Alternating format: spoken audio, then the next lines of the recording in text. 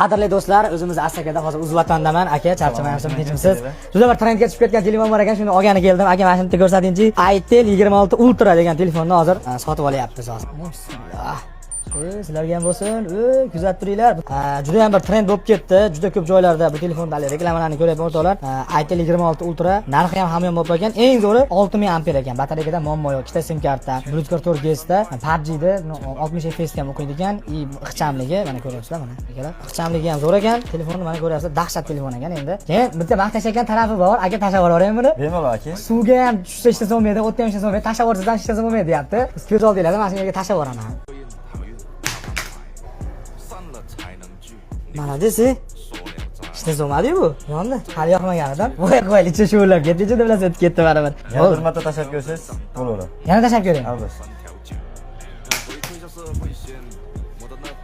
Voy malades. Hech narsa bo'lgan yo'q. Shu o'rtoqlar.